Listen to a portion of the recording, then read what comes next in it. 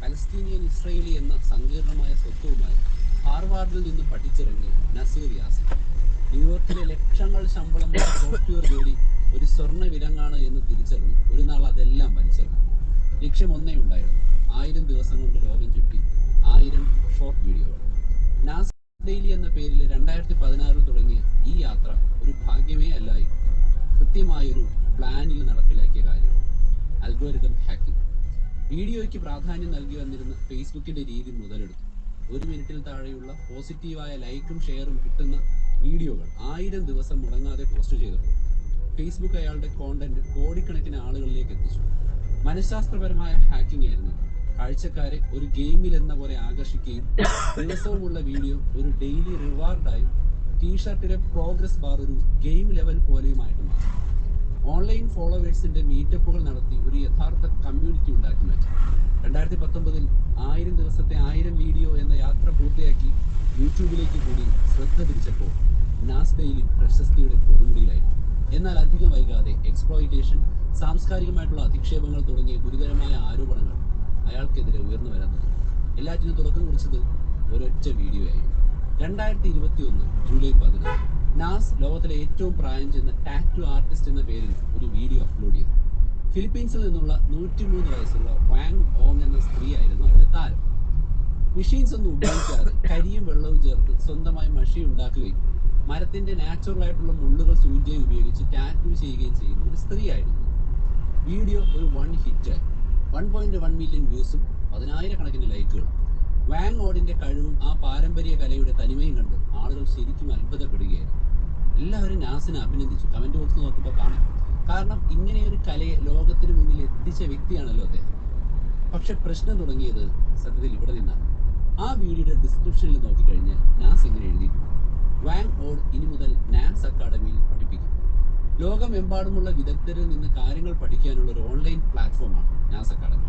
Wang ഓഡിൽ നിന്ന് നേരിട്ട് tattoo പഠിപ്പിക്കാൻ എല്ലാവരെയും ക്ഷണിച്ചുകൊണ്ട് അയാൾ അതിലേക്കൊരു ലിങ്കും കൊടുത്തിട്ടുണ്ടായിരുന്നു. ഇവിടെയാണ് ട്വിസ്റ്റ്. വാങ് ഓഡിന്റെ സഹോദരിയുടെ കൊച്ചുമകൾ ഫേസ്ബുക്കിൽ പിന്നീട് ഒരു പോസ്റ്റുമായിട്ട് രംഗത്തെത്തി: നിങ്ങൾ സൂക്ഷിക്കുക, ശ്രദ്ധിക്കുക, വാങ് ഓഡ് അക്കാഡമി ഒരു തട്ടിപ്പാണ്. എന്റെ മുത്തശ്ശി നാസ് ഡെയിലിയുമായിട്ട് യാതൊരു കരാറിലും ഒപ്പുവെച്ചിട്ടില്ല. ചിലർ തങ്ങളുടെ സംസ്കാരത്തെ മുതലെടുക്കാൻ ശ്രമിക്കുക. അത് വാങ് ഓഡിനോടും ഞങ്ങളുടെ കലിംഗ ഗോത്രത്തോടുമുള്ള അപമാനമാണെന്നും അത് അവസാനിപ്പിക്കാൻ ഞങ്ങളെ ദയവായി സഹായിക്കണമെന്നുമായിരുന്നു. ഈ ആരോപണങ്ങളുടെ മറുപടിയായിട്ട് നാസ് ഒരു വീഡിയോ പുറത്തു. അതിൽ 104 വയസ്സുള്ള വാങ് ഓഡ് ഒരു രേഖയിൽ വിരലടയാളം പതിപ്പിക്കുന്ന ദൃശ്യങ്ങളുണ്ടായിരുന്നു. അടുത്തിരുന്ന ട്രാൻസ്ലേറ്ററാണ് കാര്യങ്ങളൊക്കെ പറഞ്ഞു കൊടുത്തത്. അക്കാഡമി തുടങ്ങാൻ അവർ സമ്മതം നൽകി എന്നതിന്റെ ഒരു തെളിവായിട്ട് അവരത് അവതരിപ്പിച്ചു. എന്നിട്ട് നാസ് പറഞ്ഞു: നിങ്ങളെപ്പോലെ തന്നെ ഞങ്ങളും വാങ് ഓഡിനെ സ്നേഹിക്കുന്നുണ്ട്. അവരുടെ പാരമ്പര്യവും കലയും ഞങ്ങൾക്ക് വലിയ പ്രചോദനമാണ്. വാങ് ഓഡ് അക്കാഡമി എന്ന ആശയം ഞങ്ങൾ അവരുടെ കുടുംബത്തോട് സംസാരിച്ചപ്പോൾ അവർക്ക് ഒരുപാട് ഇഷ്ടമായി. കരാർ ഒപ്പിടുന്നതിന് മുമ്പ് വാങ് ഓഡിന്റെ വിശ്വസ്തനായ അനന്തരവൾ എസ്റ്റെല്ല പലാങ്ക അവിടെ ഉണ്ടായിരുന്നു. കരാറിലെ ഓരോ കാര്യങ്ങളും അവർക്ക് തർജ്ജമ ചെയ്തു കൊടുക്കുകയും പൂർണ്ണ സമ്മതത്തോടു കൂടിയാണ് അവർ വിരലടയാളം പതിപ്പിച്ചത്. അവരുടെ സമയത്തിനും സഹകരണത്തിനും എല്ലാവർക്കും ഞങ്ങൾ പണം നൽകിയിട്ടുണ്ട്. അക്കാഡമിയിലൂടെ കിട്ടുന്ന വരുമാനത്തിന്റെ ഭൂരിഭാഗവും അവർക്കും അവരുടെ കുടുംബത്തിനുമാണ് പോകുന്നത്. ഞങ്ങൾ ടെക്നോളജിയും മാർക്കറ്റിംഗും മാത്രമാണ് നൽകിയത്. പക്ഷേ നാസിന്റെ ഒരു മണ്ടൻ പരാമർശം കാര്യങ്ങൾ കൂടുതൽ വഷളാക്കി. അയാൾ പറഞ്ഞു, നാസ് അക്കാഡമിയുടെ 40% ജീവനക്കാരും ഫിലിപ്പിനോകളാണ് എന്നുള്ളത്. അതുകൊണ്ട് ഞങ്ങൾക്ക് ഇതൊരു വ്യക്തിപരമായിട്ടുള്ള കാര്യമാണ് എന്ന രീതിയിൽ കൂടി അവതരിപ്പിച്ചു. ഇതൊരു സപ്പോർട്ട് കാണിക്കാനാണ് പറഞ്ഞതെങ്കിലും സത്യത്തിൽ യഥാർത്ഥ പ്രശ്നത്തിൽ നിന്ന് ഒഴിഞ്ഞു മാറാനുള്ള ഒരു വില കുറഞ്ഞ തന്ത്രമായിട്ടാണ് ആളുകൾ കാണാൻ തുടങ്ങിയത്. ഇതോടെ വിവാദം ആളിക്കെത്തി. വാങ് ഓഡിന്റെ പേരക്കുട്ടി ഗ്രേസ് പലിക്കാസ് നാസിന്റെ വാദങ്ങളെ പൂർണ്ണമായും തള്ളിക്കളഞ്ഞു. എന്നിട്ട് അവർ പറഞ്ഞു, ഞാൻ മുത്തശ്ശിയോട് സംസാരിച്ചു. ട്രാൻസ്ലേറ്റർ പറഞ്ഞത് എന്താണെന്ന് പോലും അവർക്ക് മനസ്സിലായില്ല. ക്ഷമിക്കണം, അവർ നാസ് ഡെയിലിയുടെ കൂടെ ചേരില്ല. ഞങ്ങളുടെ സംസ്കാരത്തെ അടുത്ത തലമുറയിലേക്ക് എത്തിക്കാനുള്ള നിങ്ങളുടെ നല്ല ഉദ്ദേശം എനിക്കറിയാം. പക്ഷെ ഞങ്ങളുടെ ഗ്രാമത്തിന്റെ ആശങ്ക ചിലർ ഞങ്ങളുടെ കലയെയും സംസ്കാരത്തെയും എക്സ്പ്ലോയിറ്റ് ചെയ്ത് പണം ഉണ്ടാക്കുന്നു എന്നുള്ളതാണ്. നിങ്ങൾ ആരോടോ സംസാരിച്ച് പണം കൊടുത്തെന്നും ലാഭം പങ്കുവയ്ക്കാമെന്നും പറഞ്ഞത് എനിക്കറിയാം. പക്ഷെ ആ കരാറിനെ കുറിച്ച് വാങ് ഓഡിന് യാതൊരു അറിവുമില്ല. ദയവായി ഈ പ്രശ്നം പരിഹരിക്കും. അതോടെ അൺഫോളോ നാസ് ഡെയിലി എന്ന ഹാഷ്ടാഗ് സോഷ്യൽ മീഡിയയിൽ ട്രെൻഡിങ് ആയി. വെറും 3 ദിവസം കൊണ്ട് നാസിന്റെ ഫേസ്ബുക്ക് പേജിൽ നിന്ന് 5 ലക്ഷം ഫോളോവേഴ്സാണ് അൺഫോളോ ചെയ്തു പോയത്.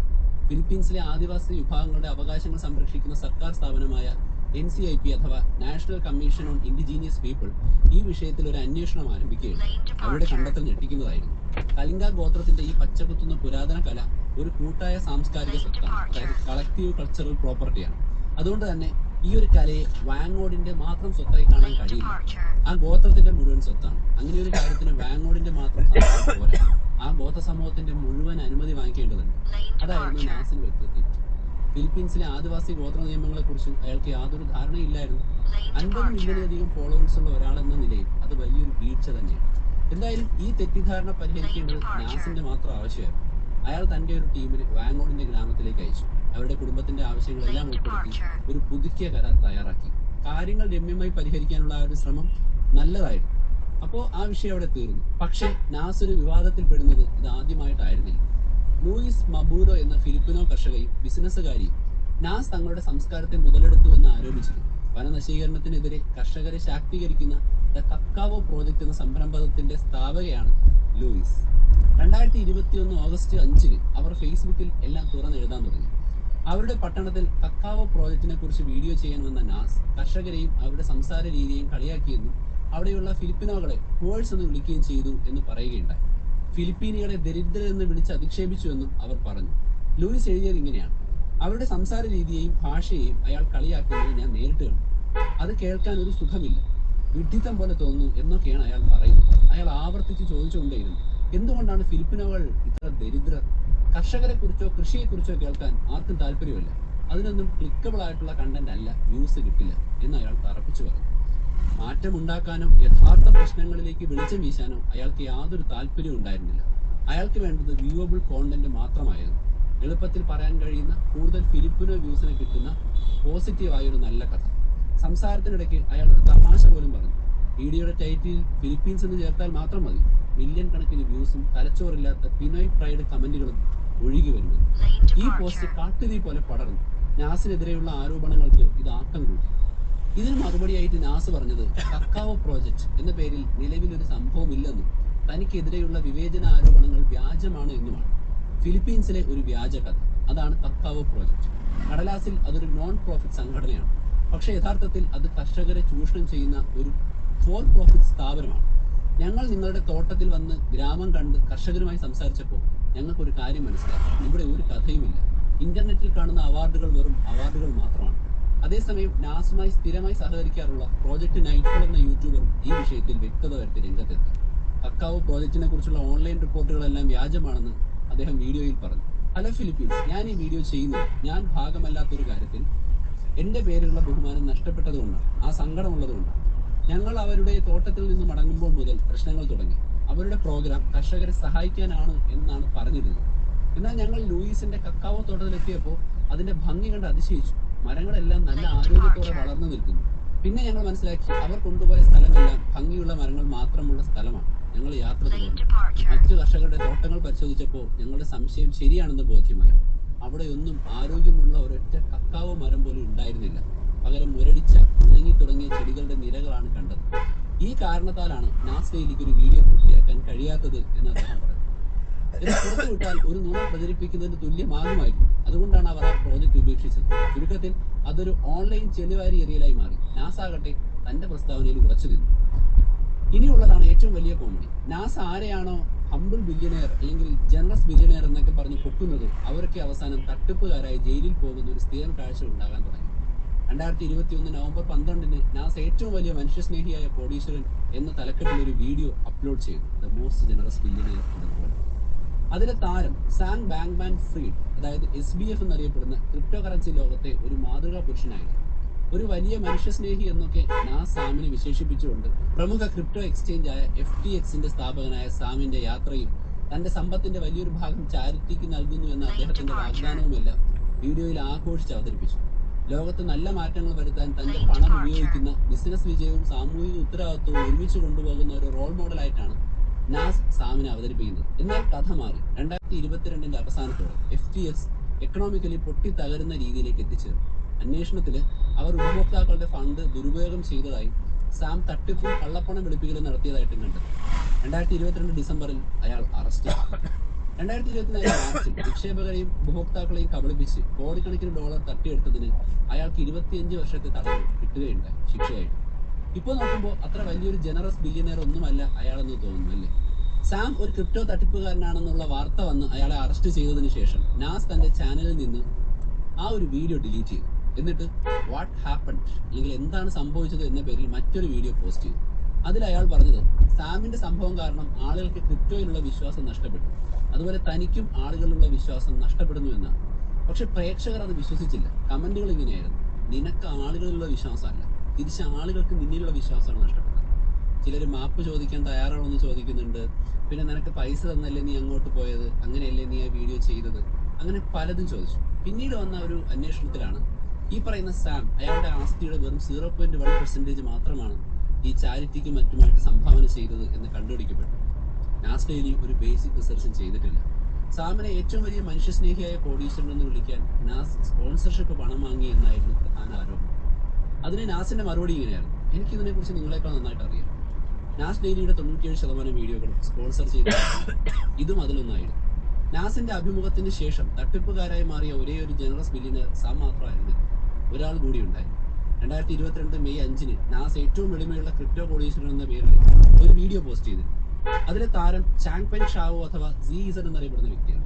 ലോകത്തിലെ ഏറ്റവും വലിയ ക്രിപ്റ്റോ കറൻസി എക്സ്ചേഞ്ചുകളിലൊന്നായ ബിനാൻസിന്റെ സ്ഥാപകനും CEO. കോടീശ്വരന്മാരുടെ പതിവ് ആഡംബരങ്ങളൊന്നും ഇല്ലാത്ത വളരെ സാധാരണക്കാരനായിട്ട് തോന്നുന്ന ഒരു വ്യക്തിയായിട്ടാണ് നാസ് അതിൽ കാണിക്കുന്നത്.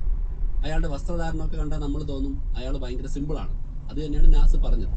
പക്ഷെ പിന്നീട് ബിനാൻസിനെതിരെ ഉപരോധം ലംഘിച്ചതിനും കള്ളപ്പണം വെളുപ്പിച്ചതിനും ഒക്കെ നിയമങ്ങൾ ഉണ്ടാവുകയും US നിയമങ്ങൾ ലംഘിച്ച് മറ്റ് രാജ്യങ്ങളുടെ ഉപഭോക്താക്കളെ ഇടപാട് നടത്താൻ അനുവദിച്ച കുറ്റത്തിന് അയാൾക്ക് ഒരുപാട് പ്രശ്നമുണ്ടായി, അയാളെ സ്ഥാനം ഒഴിയുകയൊക്കെ ചെയ്തു. അങ്ങനെ ഈ സംഭവം നാസ് ഡെയിലിയുടെ വിശ്വാസ്യതയെ വീണ്ടും കാര്യമായിട്ട് ബാധിച്ചു. അങ്ങനെ ഒരു കാലത്ത് വിജയിച്ച ആളുകളെ കുറിച്ചുള്ള യഥാർത്ഥ പ്രശംസയായി കണ്ടിരുന്ന കാര്യങ്ങൾ ഇന്ന് വസ്തുതകൾ ആഴത്തിൽ പരിശോധിക്കാത്തതിന്റെ പേരിൽ ചോദ്യം ചെയ്യപ്പെടാൻ തുടങ്ങി. അങ്ങനെ പല പോസിറ്റീവ് കഥകൾക്ക് പിന്നാലെ പോകുമ്പോഴും നാസിന്റെ പ്ലാറ്റ്ഫോം സത്യസന്ധത മറക്കുന്നുണ്ടോ എന്ന് ആളുകൾ സംശയിക്കാനും അന്വേഷിക്കാനും തുടങ്ങി. സാം, ZZ എന്നിവരുമായിട്ടുള്ള നാസിന്റെ അനുഭവങ്ങൾ ഒരു കാര്യം വ്യക്തമാക്കുന്നു: അയാൾ പറയുന്ന ഒരുപാട് കാര്യങ്ങളിൽ വസ്തുതകൾ പൂർണ്ണമായും പരിശോധിച്ചിട്ടില്ല. പോസിറ്റീവ് കഥകൾ മാത്രം ശ്രദ്ധിച്ച് വ്യൂസ് കൂട്ടുകയാണ് ചെയ്തിരിക്കുന്നത്. സോ അങ്ങനെയാണെങ്കിൽ പല കാര്യങ്ങളിലും നാസ് ഇതുപോലെ ആഴത്തിൽ പരിശോധിച്ചിട്ടുണ്ടായില്ല. ദുബായിയെ ഒരുപാട് പുകഴ്ത്തി കാണിക്കുന്ന വീഡിയോയിൽ പിന്നീട് ആളുകൾ കമന്റ് ചെയ്യാൻ തുടങ്ങി. ദുബായിൽ പുറമേ നിന്ന് വരുന്ന തൊഴിലാളികൾ അനുഭവിക്കുന്ന പ്രശ്നങ്ങളും അടിമയെ പോലെ പണിയെടുക്കുന്ന വളരെ ശോചനീയമായ തൊഴിൽ സാഹചര്യങ്ങളും ഒക്കെ ഉണ്ടായിട്ടും അവരതിനെ പോസിറ്റീവായിട്ട് നാസ് എടുത്ത് കാണിക്കുന്നു എന്നുള്ള രീതിയിൽ വാർത്തകൾ വന്നു. മാത്രമല്ല, ഇതൊക്കെ എപ്പോഴും ഇസ്രയേലിനെ സപ്പോർട്ട് ചെയ്യുന്നു എന്നുള്ള രീതിയിൽ അദ്ദേഹത്തിന്റെ വീഡിയോകൾ വന്നു എന്നും ലോകം മുഴുവൻ പോസിറ്റിവിറ്റിയാണെന്നും പാലസ്തീനും ഇസ്രയേലും ഒക്കെ തന്നെ ഒന്നിച്ചു മുന്നോട്ട് പോകണം എന്ന് പറയുമ്പോൾ അവിടെയുള്ള കോൺഫ്ലിക്റ്റിനെ അഡ്രസ്സ് ചെയ്യാതെ ഇസ്രയേലിൽ ജനിച്ച വ്യക്തി എന്നുള്ള അർത്ഥത്തിൽ നാസ് സയനിസത്തെ പ്രോത്സാഹിപ്പിക്കുന്നു എന്നുള്ള രീതിയിൽ വൻതോതിൽ അറബ് ലോകത്ത് നിന്ന് നാസ് ഡെയിലിക്കെതിരെ പലതരത്തിലുള്ള ക്യാമ്പയിനുകൾ ആരംഭിക്കാൻ തുടങ്ങി. അങ്ങനെ വൻ വിജയമായ ഒരു കമ്പനി കെട്ടിപ്പടുത്തതിന് ശേഷം ആഴത്തിൽ പോകുമ്പോൾ അദ്ദേഹം അവതരിപ്പിച്ച പല കഥകളും സത്യത്തിൽ ഫേക്ക് പോസിറ്റിവിറ്റിയാണ് എന്നും ലോകവുമായി ബന്ധപ്പെടാനും പോസിറ്റിവിറ്റി കാണാനും ആഗ്രഹിച്ച ദശലക്ഷക്കണക്കിന് ആളുകളുമായി കണക്ട് ചെയ്ത ഒരു ആത്മാർത്ഥതയുള്ള വ്യക്തിയാണ് എന്ന് പറഞ്ഞ് ആരംഭിച്ചപ്പോൾ തന്നെ ഈ ഗ്രോത്ത് ഹാക്കിങ്ങും വളരെ വേഗത്തിലുള്ള വളർച്ചയൊക്കെ കഴിഞ്ഞപ്പോൾ നാസ് വളരെയധികം അക്കൗണ്ടബിൾ ആയി മാറി. അങ്ങനെ ധാർമ്മികത, പിന്നെ പണം ഉണ്ടാക്കാനുള്ള അടങ്ങാത്ത ആർത്തി, ഇവയെല്ലാം നേർക്കുനേർ കൂട്ടിയിടിക്കുകയും ഏറ്റവും വലിയ ശക്തിയായ സിംപ്ലിസിറ്റിയും പോസിറ്റിവിറ്റിയും ഏറ്റവും വലിയ ബലഹീനതയായി മാറുകയും ചെയ്തു. അങ്ങനെ നോക്കുമ്പോൾ വളരെയധികം തകർന്നു പോകുന്ന രീതിയിലാണ് നാസ് ഡെയിലി മാറിയത്. യൂട്യൂബിൽ ഒരു കാലത്ത് കോടിക്കണക്കിന് ലക്ഷക്കണക്കിന് വ്യൂസ് ഉണ്ടായിരുന്ന വളരെയധികം മില്യൺ കണക്കിന് സബ്സ്ക്രൈബേഴ്സ് ഉള്ള ചാനലിൽ ഇന്നും എടുത്തു പറയത്തക്ക വ്യൂസ് ഒന്നും കാണാൻ കഴിയുന്നില്ല. വ്യൂസ് ഇല്ലാന്ന് ഞാൻ പറയുന്നില്ല, പക്ഷേ പലതരത്തിലുള്ള കണ്ടന്റുകളുടെയും അടിയിൽ വരുന്നത് പവർ പോയിന്റ് പ്രസന്റേഷനിലാണ് അവതരിപ്പിക്കുന്നത്. ഈ ലോകം കറങ്ങിയതിനിപ്പോൾ ഈ അവസ്ഥ വന്നു, ഗുഡ് ട്രൈ ദീദി പോലെയുള്ള ചില മീമുകളും അതുപോലെ തന്നെ ഭയങ്കരമായിട്ടുള്ള നെഗറ്റീവ് കമന്റുകളാണ്. പക്ഷെ എന്താണ് കണക്കുകൾ കാണിക്കുന്നത്? അയാളുടെ ബിസിനസ് ഇപ്പോഴും വളരുകയാണ് എന്നാണ് കണക്കുകൾ കാണിക്കുന്നത്. നാസ് ഡെയിലി AI ബേസ്ഡ് ആയിട്ടുള്ള പുതിയൊരു ബിസിനസ് സംരംഭം അവതരിപ്പിച്ച് അതിനെ വൻതോതിൽ ഫേസ്ബുക്കിലൂടെയും ഇൻസ്റ്റാഗ്രാമിലൂടെയും പ്രൊമോട്ട് ചെയ്യുന്നതിന്റെ ഒരു കാഴ്ച കാണാം. നിങ്ങൾക്കും അതിന്റെ പരസ്യങ്ങൾ നിരന്തരം വരുന്നുണ്ടായിരിക്കും. അതിന്റെ കമന്റ് ബോക്സിൽ ഒരുപാട് നെഗറ്റിവിറ്റി ഇപ്പോഴും വരുന്നുണ്ടെങ്കിലും കണക്കുകൾ കാണിക്കുന്നത് നാസ് ഡെയിലി എന്ന ആശയത്തിന്, ലോകത്തിനെ ഒന്നിപ്പിക്കാനുള്ള ശ്രമത്തിന് പരിശുദ്ധി നഷ്ടപ്പെട്ടു എന്നാണ്. പക്ഷേ അതൊരു ശക്തമായ മീഡിയ കമ്പനിയായി തുടരുന്നുണ്ട്. പക്ഷെ ഇനി വരുന്ന ഓരോ ക്രിയേറ്റർക്കും, ഓരോ എന്റർപ്രണേഴ്സിനും, കഥാകാരനും ഇതൊരു നിർണായകമായ കേസ് സ്റ്റഡിയാണ്.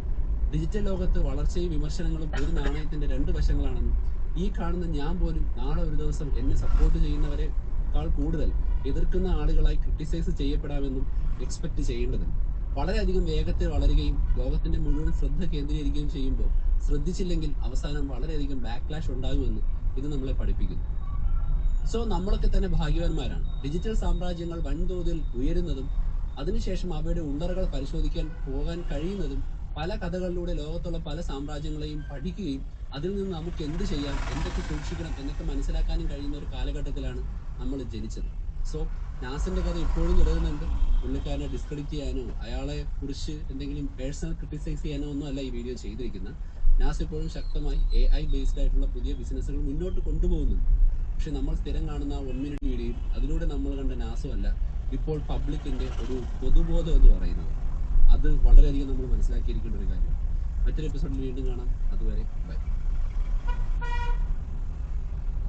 കീപാഡിൽ തട്ടിത്തടഞ്ഞ് മെസ്സേജ് അയച്ചിരുന്ന ആ നോക്കിയ ഫോണുകൾ പെട്ടെന്ന് ഒരു ദിവസം നമ്മുടെ പോക്കറ്റിൽ നിന്ന് അപ്രത്യക്ഷമായി. പകരം കയ്യിൽ വന്നത് ഒരു കഷ്ണം ഗ്ലാസ് ആയിരുന്നു. വിരലോടിച്ചാൽ ലോകം തുറക്കുന്ന ഫേസ്ബുക്കിന്റെ മുഖം മാറി. ഫോട്ടോകൾ സൂം ചെയ്യാൻ നമ്മൾ പഠിച്ചു.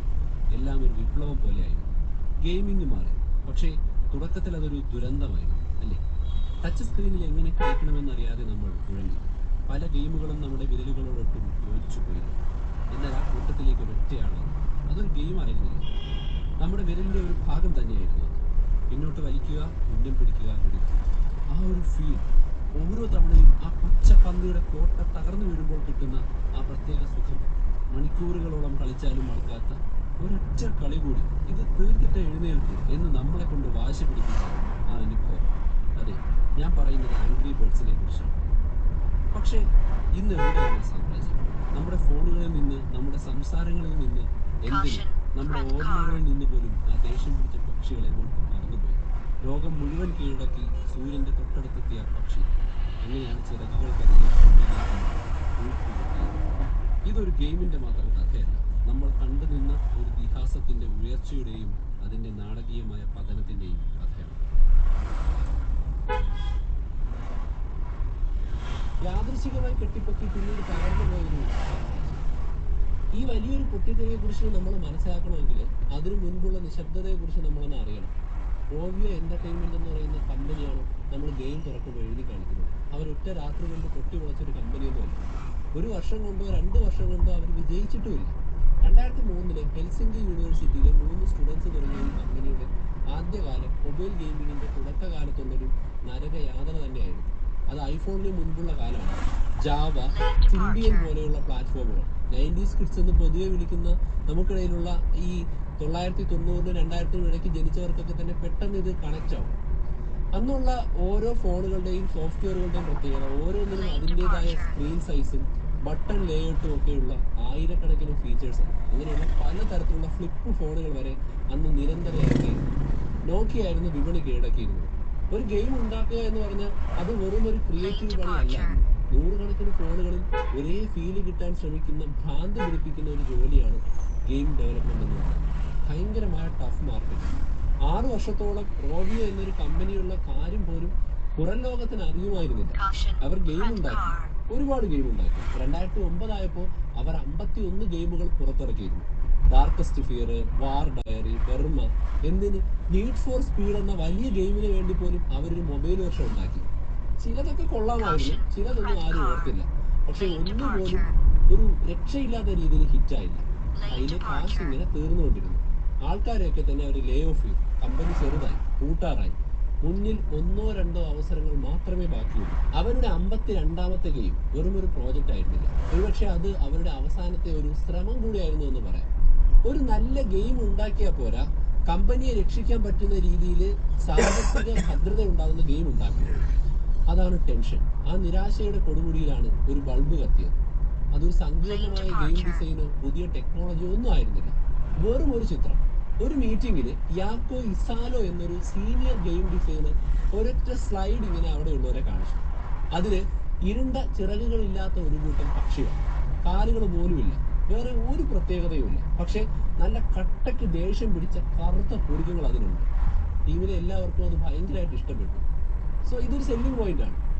കവണ എന്ന് പറയുന്ന കോൺസെപ്റ്റ് വരുന്നതിന് മുമ്പ്, ശത്രുക്കളായ പന്നികൾ വരുന്നതിന് മുമ്പ്, കളിയുടെ റൂൾസുകൾ വരുന്നതിന് മുമ്പ് അവർ കൃത്യമായിട്ടൊരു ക്യാരക്ടറിനെ കൊണ്ടുവന്നു. ടീമിന്റെ ആവേശം മുഴുവൻ ഇമോഷണലായിരുന്നു. ആ ദേഷ്യം പിടിച്ച ഗോളങ്ങളിൽ ഏതോ ഒരു തമാശയും ആകർഷകവും ഒക്കെ അവർക്ക് ആ പക്ഷികളുടെ രൂപത്തിൽ കണ്ടെത്താൻ കഴിഞ്ഞു. അവരുടെ ദേഷ്യം തന്നെയായിരുന്നു അവരുടെ പേഴ്സണാലിറ്റി. ഇത് കാന്തം പോലെ വലിച്ചടിപ്പിക്കുന്ന ഒരു കോൺസെപ്റ്റാണ്. കഥാപാത്രങ്ങളെ ആദ്യം ഡിസൈൻ ചെയ്തു, പിന്നെ യാദൃശികമായിട്ട് അത് അവരുടെ ഒരു സാമ്രാജ്യത്തിന്റെ അടിത്തറയായി മാറി. ശരി, ഇപ്പോൾ കയ്യിൽ ദേഷ്യമുള്ള പക്ഷികളുണ്ട്. പക്ഷെ ഇവർക്ക് ആരോടാ ദേഷ്യം? ഒരു ശത്രുവിനെ വേണമല്ലോ. ഇവിടെയാണ് കാര്യങ്ങൾ കുറിച്ച് വിചിത്രമാകുന്നത്. അപ്പോൾ ഈ വിഷയത്തെക്കുറിച്ച് ഞാൻ ഒരുപാട് റിസർച്ച് നടത്തിയപ്പോൾ 2009 ലോകം മുഴുവൻ പന്നിപ്പനി, അതായത് നമ്മൾ സ്വൈൻ ഫ്ലൂ അല്ലെങ്കിൽ H1N1 എന്ന് പറയുന്ന വൈറസിന്റെ അസുഖത്തെക്കുറിച്ച് പറയുമായിരുന്നു. ആ സമയത്ത് ഒരു കറുത്ത തമാശയായിട്ട് പക്ഷികളുടെ ശത്രുക്കൾ പന്നികളായിരിക്കട്ടെ എന്ന് ടീം തീരുമാനിച്ചതായിട്ടാണ് എനിക്ക് കണ്ടെത്താൻ കഴിഞ്ഞത്. മുട്ട മോഷ്ടിക്കുന്ന പച്ച നിറത്തിലുള്ള വിവരമില്ലാത്ത പിഗ്സ്. അത് അന്നത്തെ ഒരു ട്രെൻഡിങ് ടോപ്പിക്കായിരുന്നു. വളരെ വിചിത്രമായിരുന്നു. പക്ഷെ ആ പോരാട്ടത്തിന് പത്രവാർത്തയിൽ നിന്ന് ഇറങ്ങി വന്ന ഒരു ടച്ച് കിട്ടി, ഒരു ഫീൽ കിട്ടി. അതുകൊണ്ട് ഇപ്പോൾ ഒരു പോരാട്ടമുണ്ട് പക്ഷികളും പന്നികളും തമ്മിൽ. സോ അവസാനത്തെ പീസ് എന്ന് പറഞ്ഞാൽ എങ്ങനെ എന്നതായിരുന്നു. പക്ഷികൾ എങ്ങനെ പന്നികളെ ആക്രമിക്കും? ചിറകുമില്ല, കാലുമില്ല. സൊല്യൂഷൻ സിമ്പിളാണ്. സ്വയം ശരീരം ആയുധമാകണം. അങ്ങനെയാണ് കവണ എന്ന് പറയുന്ന ഒരു ഐഡിയ വരുന്നത്. കല്ല് വലിച്ചു വിടുന്ന വൈഷയത്തിലുള്ള അത് പെർഫെക്റ്റ് ആയിരുന്നു. ഒരു റബ്ബർ ബാൻഡ് വലിച്ചു വിട്ടിട്ട് ആർക്കും അതിന്റെ ലോജിക്ക് മനസ്സിലാകുന്ന രീതിയിൽ തെറിച്ചുപോയി ശത്രുക്കളെ ഇടിക്കുന്ന, സ്വയം പക്ഷികൾ ശത്രുക്കളെ ഇടിക്കുന്ന ഒരു കൺസെപ്റ്റ്. വലിക്കുക, ഉന്നം വയ്ക്കുക, വിടുക. ആ ഒരു ഫീല് ഭയങ്കര ഒരു സാറ്റിസ്ഫാക്ഷൻ തരുന്ന ഒരു കാര്യമാണ്. ഒറ്റ വിരല് കൊണ്ട് പഠിച്ചെടുക്കാം. പക്ഷെ പന്നികളുടെ കോട്ടകൾ തകർത്ത് 3 സ്റ്റാർ വാങ്ങുക എന്ന് പറയുന്നത് അത്ര എളുപ്പമുള്ള കാര്യമല്ല. അതുകൊണ്ട് തന്നെ ഒരു തവണ കൂടി റീട്രൈ ചെയ്യാമെന്ന് നമ്മളെ കൊണ്ട് തോന്നിപ്പിക്കുന്ന ഒരു അടിപൊളി ലൂപ്പ്. അങ്ങനെ ക്യാരക്ടേഴ്സ്, പോരാട്ടം, കളിരീതി എല്ലാം ഉണ്ട്. പക്ഷെ ഒരു ഗെയിം ആരും കണ്ടില്ലെങ്കിൽ അതൊരിക്കലും വിജയിക്കില്ല. ഞാൻ ഇത്രയും റിസർച്ച് ചെയ്ത് കഷ്ടപ്പെട്ട് ഈ വീഡിയോ ഉണ്ടാക്കി എഡിറ്ററിന് കൊടുത്ത് അദ്ദേഹവും നല്ല രീതിയിൽ കഷ്ടപ്പെട്ടു. പക്ഷെ വീഡിയോ ആരും കണ്ടില്ലെങ്കിൽ ഞാൻ ഈ ഇട്ട എഫേർട്ടെല്ലാം വെറുതെ ആയല്ലോ. അപ്പോൾ ഇവിടെയാണ് റോബി എന്ന് പറയുന്ന കമ്പനിക്ക് എടുത്ത് മാത്രമല്ല ചില ഭാഗ്യവും കൂടി ഉണ്ട് എന്ന് തോന്നുന്നത്. അവർ ഗെയിം ഇറക്കിയ സമയം എന്ന് പറയുന്നത് പെർഫെക്റ്റ് ടൈമിങ്ങിലായിരുന്നു. 3 ഫാക്ടേഴ്സാണ് ഞാൻ അന്വേഷിച്ചപ്പോൾ ആ സമയത്ത് ഒരുമിച്ച് വന്നതായിട്ട് കണ്ടിരിക്കുന്നത്. അതിൽ ഒന്നാമത്തെ ഘടകം എന്ന് പറയുന്നത് ആപ്പിളിന്റെ ആപ്പ് സ്റ്റോറാണ്. 2008 മാത്രം തുടങ്ങിയ ആപ്പിളിന്റെ ആപ്പ് സ്റ്റോർ സത്യത്തിൽ ഒരു വിപ്ലവമായി. അതൊരു പുതിയ ലോകം തീർത്തു. അതിനു മുമ്പ് ഒരു ഫോണിൽ ഗെയിം കിട്ടുക എന്ന് പറഞ്ഞാൽ വളരെ വലിയ തലവേദനയാണ്. സെർച്ച് ചെയ്യുക, സൈറ്റിൽ കയറുക, എന്നിട്ട് അത് ഡൗൺലോഡ് ചെയ്യുക, പ്ലേ ചെയ്ത് നോക്കുക. ചിലപ്പം കിട്ടും, ചിലപ്പോൾ കിട്ടില്ല. സോ ആപ്പ് സ്റ്റോർ എന്ന് പറഞ്ഞാൽ ഒറ്റ ഗ്ലോബൽ മാർക്കറ്റാണ്. ഇന്നത്തെ പോലെ തിരക്കുമില്ല. PNG എന്നുള്ള ഒരു ചെറിയ ഡെവലപ്പർക്ക് പോലും EA പോലെയുള്ള ഒരു ഗെയിമിംഗ് ടീമിനുമായിട്ട് മത്സരിക്കാൻ പറ്റുന്ന ഒരു പ്ലാറ്റ്ഫോം. റോബിയുടെ കയ്യിലാണെങ്കിലും ഒരു 1.5 ഗെയിം ഉണ്ട്. അത് സിമ്പിളാണ്. സോ ഫാക്ടർ നമ്പർ 2 എന്ന് പറയുന്നത് ടച്ച് സ്ക്രീനിന്റെ കടന്നുവരാണ്. ഐഫോൺ ആദ്യത്തെ ടച്ച് സ്ക്രീൻ ഫോണൊന്നും കൊണ്ടുവന്ന ഒരു കമ്പനി അല്ല. പക്ഷേ ടച്ച് സ്ക്രീൻ എന്ന് പറയുന്നത് ഒരു മാജിക് ആണ് എന്ന് തോന്നിപ്പിച്ചത് ഐഫോണിന്റെ ആ ഒരു ഇൻട്രൊഡക്ഷനാണ്. വിരലും സ്ക്രീനും തമ്മിലുള്ള ഒരു ഡയറക്റ്റ് കോണ്ടാക്ട്. സോ ആംഗ്രി ബേർഡ്സിന് അതൊരു കിട്ടുന്ന കറക്റ്റ് ആയിട്ടുള്ളൊരു സാധനമായിരുന്നു. വലിക്കുക, വിടുക എന്ന് പറയുന്ന പരിപാടി ഒരു ജോയ്സ്റ്റിക്ക് കൊണ്ടോ സ്വിച്ച് കൊണ്ടോ കളിച്ചാൽ കിട്ടുന്ന ഒരു ഫീലല്ല.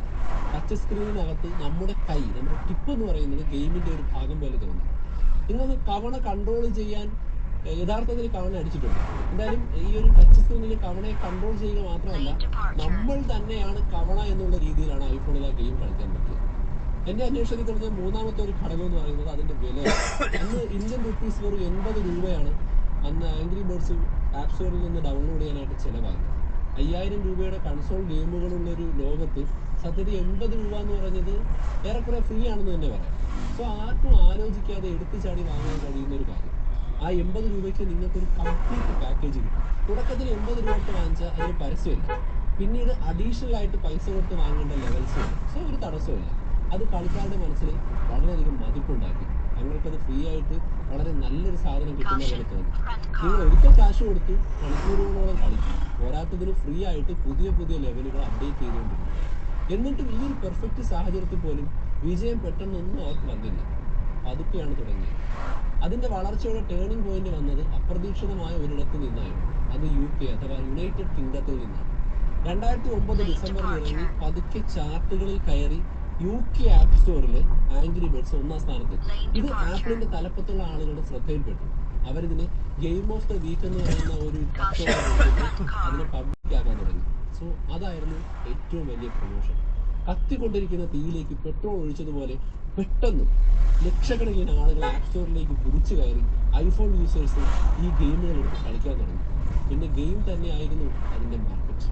അത് വൈറലാകാൻ വേണ്ടി ഉണ്ടാക്കിയെടുത്തതായിരുന്നു. 3 സ്റ്റാർ റേറ്റിംഗ് സിസ്റ്റം എന്ന് പറയുന്ന രീതിയിലേക്ക് എത്തിച്ചേരുന്ന രീതിയിൽ ഓരോ ലെവലും കംപ്ലീറ്റ് ചെയ്യുന്നത് ചലഞ്ചാണ്.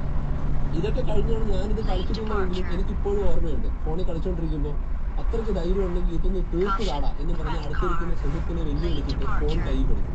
സോ അതിലുള്ള ആ ഒരു ഫിസിക്സും തമാശയുള്ള സൗണ്ടും പന്നിയുടെ കോട്ടകൾ തകർന്നു വീഴുന്നതും കാണുമ്പോൾ ഒരു വല്ലാത്ത ഡോപ്പമിൻ റഷാണ് ഉണ്ടാകുന്നത്. സോ അതിലെല്ലാം ഷെയർ ചെയ്യാൻ എളുപ്പമായിരുന്നു. ഇത് പരസ്യത്തിലൂടെയൊന്നുമല്ല, നമ്മളിങ്ങനെ വാമൊഴിയിലൂടെ കൊള്ളാൻ കേട്ടോ ഇങ്ങനെ പറഞ്ഞ് ചർച്ച ചെയ്താണ് ഇത് പബ്ലിസിറ്റി കിട്ടിയത്.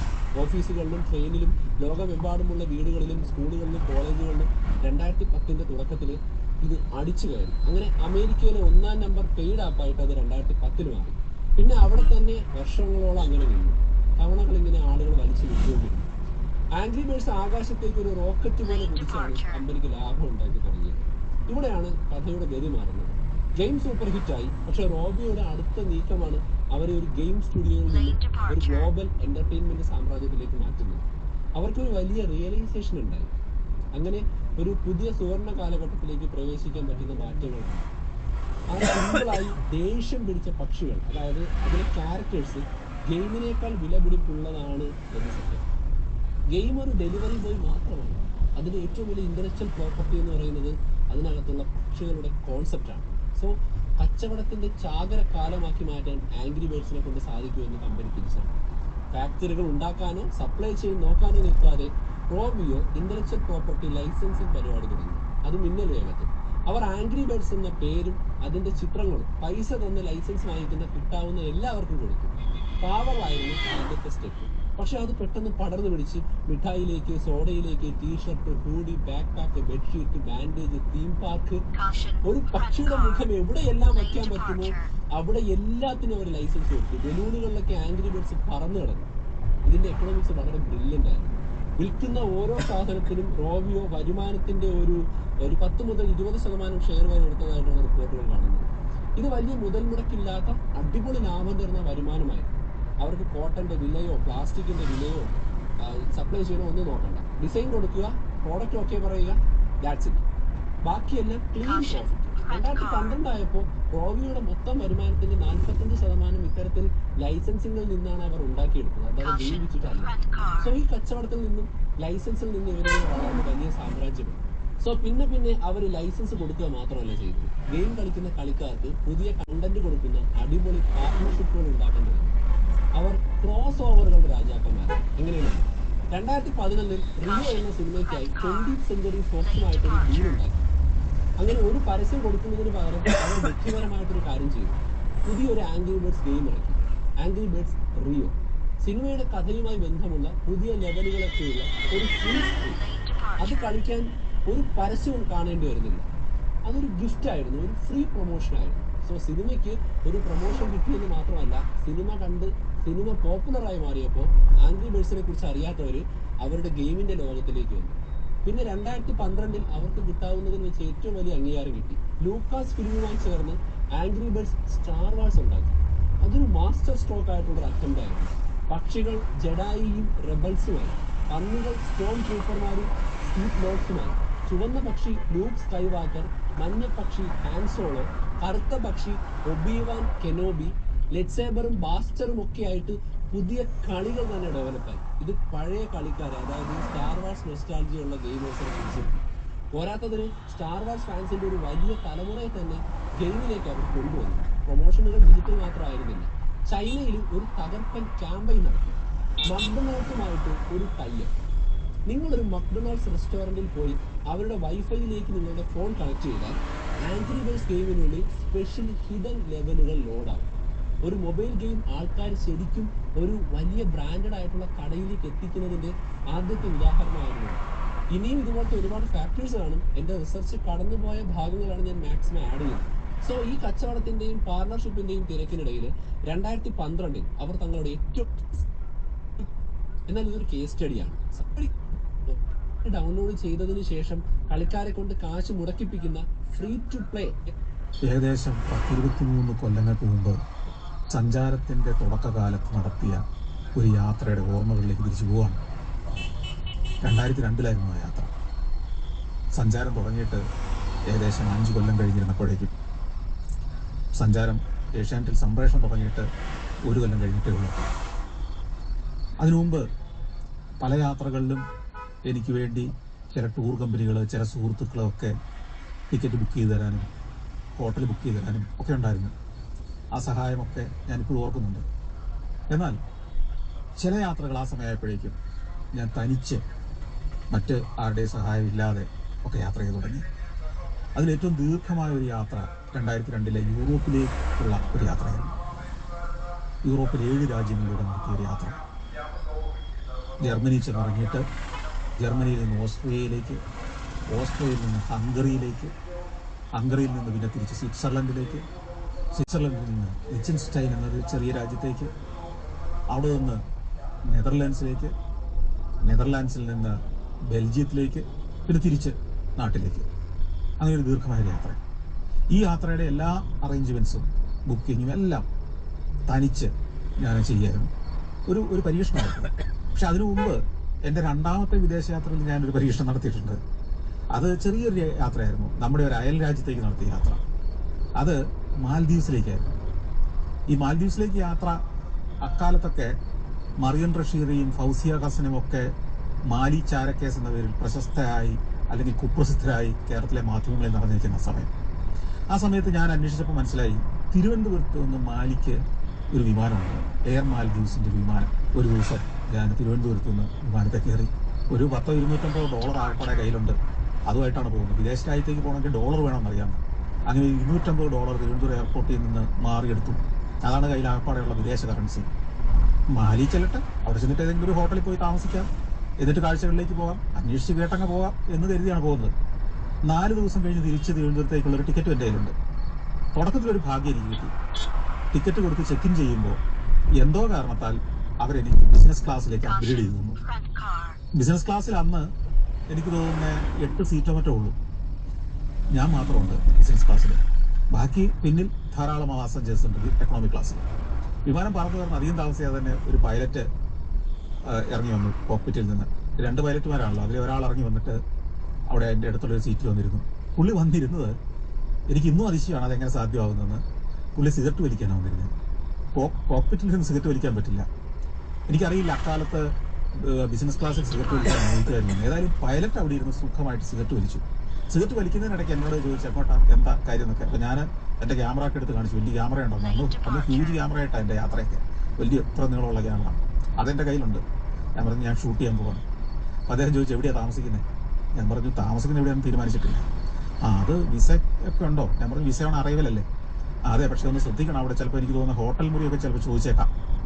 അപ്പോൾ തന്നെ ഒരു ടെൻഷൻ എനിക്ക് തുടങ്ങി. ഞാൻ ഹോട്ടലിലൊന്നും ബുക്ക് ചെയ്തിട്ടില്ല, തിരിച്ചു കയറ്റി വിടുമോ? ഏതായാലും വിമാനം പോയി മാൽദീവ്സിൻ്റെ തലസ്ഥാനമായ മാലിയുടെ എയർപോർട്ട് ദ്വീപിൽ പോയി ഇറങ്ങി. മാലി സിറ്റിയിൽ, മാലിയുടെ തലസ്ഥാന ദ്വീപിൽ നിന്ന് കുറച്ചകലെയാണ് അന്ന് എയർപോർട്ട്. തമ്മിൽ കണക്ഷൻ ഇല്ല. ഇന്ന് പാലം വഴി അത് കണക്റ്റഡ് ആയിട്ടുണ്ട്. തന്നെയല്ലേ എയർപോർട്ട് ദ്വീപിനെ കുളുമാലി എന്ന് പറയുന്ന വമ്പനൊരു ദ്വീപുമായിട്ട് കണക്ട് ചെയ്ത് ഇപ്പോൾ ഒരു പുതിയൊരു ദ്വീപൊക്കെ രൂപപ്പെട്ടുമല്ലേ. അവിടെ ചെന്നിറങ്ങി ഞാൻ ഇമിഗ്രേഷനിൽ ചെല്ലുന്നു. ഇമിഗ്രേഷൻ ചെല്ലുമ്പം ഈ പൈലറ്റ് പറഞ്ഞ അതേ പ്രശ്നം ഞാൻ നേരിട്ടു.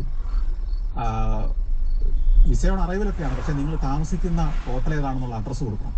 എനിക്ക് ആ അഡ്രസ്സില്ല. അപ്പോൾ ഞാൻ നിന്ന് വിറയ്ക്കാൻ തുടങ്ങി. കാരണം ആദ്യത്തെ അല്ലെങ്കിൽ രണ്ടാമത്തെ ഒരു വിദേശ യാത്രയാണ്. നേപ്പാളാണ് അതിനു മുമ്പ് ഞാൻ പോയത്. പറഞ്ഞു വിടുവോ? പിന്നെ തിരിച്ചെടുത്ത വിമാനത്തെ കയറ്റി വിടുവോ? ആകെപ്പാടെ ടെൻഷനായി. അയാൾ എന്നോട് മാറി നിൽക്കാൻ പറഞ്ഞു. ഇമിഗ്രേഷൻ ഉദ്യോഗസ്ഥൻ മാറി നിന്നു. ബാക്കിയുള്ളവരെല്ലാം വിട്ടു. അത് കഴിഞ്ഞിട്ട് എന്നെ വിളിച്ചു. എന്നിട്ട് ചോദിച്ചു എവിടെയാണ് താമസിക്കുന്നത്? ഞാൻ പറഞ്ഞു എനിക്കറിയില്ല. ഒരു കാര്യം ചെയ്യും, നിങ്ങളിപ്പോൾ ഇതിലൂടെ അങ്ങ് നടന്നാൽ പുറത്തേക്ക് ചെല്ലുമ്പോൾ അവിടെ കുറേ ഹോട്ടലുകളുടെ കൗണ്ടറുകളുണ്ട്. അദ്ദേഹം ഒരു ഉദ്യോഗസ്ഥനെയും കൂട്ടി എന്നെ അവിടേക്ക് വിട്ടുന്നു. അവിടെ ചെന്ന് നോക്കുമ്പോൾ എല്ലാം വലിയ വമ്പൻ റിസോർട്ടുകളുടെ കൗണ്ടറുകളാണ്. അവിടെയൊക്കെ ഒരു രാത്രിക്ക് നമ്മുടെ ഇന്ത്യൻ രൂപയിൽ 15,000 20,000 ഒക്കെ രൂപ വേഗം മുറിവാടകയുള്ള ഹോട്ടലുകളുടെ റിസോർട്ടുകളുടെ കൗണ്ടറുകളാണ്. അപ്പോൾ അതിലൊന്നും ബുക്ക് ചെയ്യാൻ എൻ്റെ പൈസയില്ല, തികയില്ല. അങ്ങനെ ഒടുവിൽ അവിടെ നിന്ന ഒരു ടൂറിസമായിട്ട് ബന്ധമുള്ള ഏതോ ഒരാളായിരിക്കണം. അയാൾ എന്നെ വേറൊരു ചെറിയൊരു കൗണ്ടറിൽ കൊണ്ടുവന്നിട്ട് ഈ മാലിയുടെ തലസ്ഥാന മാലിയിലുള്ള ഏതോ ഒരു ലോഡ്ജിലെ നമ്പർ വിളിച്ചു. എനിക്കൊരു ബുക്കിംഗ് തന്നു. എന്നിട്ട് ആ അഡ്രസ്സ് എഴുതി തന്നു. എന്നിട്ട് ഞാൻ അഡ്രസ്സുമായിട്ട് തിരിച്ചു വന്നു. എനിക്ക് വിസ കിട്ടി. ഞാൻ അങ്ങോട്ട് ചെന്നു. പക്ഷേ ആ യാത്ര വലിയ പ്രശ്നമായിരുന്നു. കാരണം ഈ $250 കൊണ്ടൊന്നും നടക്കുമായിരുന്നില്ല. കാരണം തലസ്ഥാന ദ്വീപിലേക്ക് പോകണമെങ്കിൽ ബോട്ടിന് പൈസ കൊടുക്കണം. തുടർന്ന് ഈ തലസ്ഥാന ദ്വീപിൽ നിന്ന് ഏതെങ്കിലും ഒരു റിസോർട്ട് ദ്വീപിലേക്കോ മറ്റു കാഴ്ചയിലേക്ക് പോകണമെങ്കിൽ എല്ലാത്തിനും വലിയ പൈസയാണ്. താമസിക്കുന്ന ലോഡ്ജ് ചെറിയ ലോഡ്ജാണെങ്കിൽ കൂടി അവിടെയും വലിയ പൈസയാണ്. ഒരു 3 ദിവസം കഴിഞ്ഞപ്പോഴത്തേക്കും പൈസ എല്ലാം തീർന്നു. അവസാനം മടക്കയാത്രയ്ക്ക് എയർപോർട്ട് വരുമ്പോഴാണ് അറിയുന്നത് എയർപോർട്ടിൽ യൂസേഴ്സ് ഫീസ് എന്ന് പറഞ്ഞൊരു പരിപാടി ഉണ്ടെന്ന്. അതിനും എത്രയോ ഡോളർ കൊടുക്കണം, ഞാനിപ്പോൾ അത് ഓർക്കുന്നില്ല. പക്ഷേ അത് കൊടുക്കാൻ പൈസ ഇല്ലാതെ കയ്യിലുണ്ടായിരുന്ന ഒരു ക്യാമറ, ഒരു സ്റ്റിൽ ക്യാമറ വിറ്റ് ആ പൈസ കൊടുത്ത് തിരിച്ചു വന്ന ഒരു കഥ ഞാൻ പണ്ട് പറഞ്ഞിട്ടുണ്ട്. അപ്പോൾ ഇങ്ങനെ ചില ദുരന്തങ്ങൾ ഉണ്ടായതുകൊണ്ട് പിന്നീടുള്ള കുറേ യാത്രകൾ ഞാൻ പ്രൊഫഷണൽസിനെ എൻ്റെ ടൂർ കോർഡിനേറ്റ് ചെയ്യാനും എനിക്ക് വേണ്ടി ഹോട്ടൽ ബുക്ക് ചെയ്യാനും വിസ പ്രോസസ് എല്ലാം ശരിയാക്കാനും ഒക്കെ ചുമതലപ്പെടുത്തുമായിരുന്നു. എന്നാൽ പിന്നെയും ഒരു തോന്നൽ, എടാ അങ്ങനെ പോയാൽ പറ്റില്ലല്ലോ. നമ്മൾ അപ്പോഴത്തേക്കും കുറേ രാജ്യങ്ങൾ സഞ്ചരിച്ച് കഴിഞ്ഞ് 2002 ആയപ്പോഴത്തേക്കും തന്നെയല്ല സഞ്ചാരം ടെലികാസ്റ്റ് തുടങ്ങി, ആ സഞ്ചാരത്തെ ആളുകൾ അറിഞ്ഞു തുടങ്ങി. അപ്പോൾ ഇനി തനിച്ച് യാത്ര ചെയ്യണം. അങ്ങനെ ഞാൻ മ്യൂണിക്കിലേക്ക് ഉള്ളൊരു ടിക്കറ്റ് എടുത്തു. പക്ഷെ ആ ഫ്ലൈറ്റ് തിരുവനന്തപുരത്തു നിന്നാണ്. തിരുവനന്തപുരത്ത് നിന്ന് ഖത്തറിലെ ദോഹ വഴി പോകുന്ന ഖത്തർ എയർവേസ് വിമാനത്തിലാണ്. രാവിലെ 8 മണിക്ക് മറ്റായിരുന്നു അന്നത്തെ അക്കാലത്തെ ഫ്ലൈറ്റ്. അതിൽ കയറി ഞാൻ മ്യൂണിക്ക് ചെന്നിറങ്ങാനൊരു കാര്യമുണ്ട്. മ്യൂണിക്കിൽ എൻ്റെ ഒരു കസിൻ അവിടെ അക്കാലത്ത് എത്തിപ്പെട്ടിട്ടുണ്ട്. അദ്ദേഹം ഒരു IT പ്രൊഫഷണലാണ്. അപ്പോൾ അദ്ദേഹം സ്വന്തമായി സംരംഭങ്ങൾ നടത്തുന്ന വലിയൊരു പ്രസ്ഥാനത്തിൻ്റെ ഉടമയായി മാറിയിരിക്കുന്ന വ്യക്തി ബിനു എന്ന് അദ്ദേഹത്തിൻ്റെ പേര്. അദ്ദേഹത്തെ ഈ അടുത്ത കാലത്തും നമ്മൾ സംപ്രേഷണം ചെയ്ത ജർമ്മനിയിലൂടെയുള്ള യാത്രയിൽ കാണിച്ചിരുന്നു. അദ്ദേഹത്തിൻ്റെ കാറിലായിരുന്നു ആ യാത്രയെല്ലാം നടത്തിയത്. ഇത് അദ്ദേഹം അവിടെ ചെന്നിറങ്ങിയ ഉടനെയുള്ള കാലമാണ്, 2002.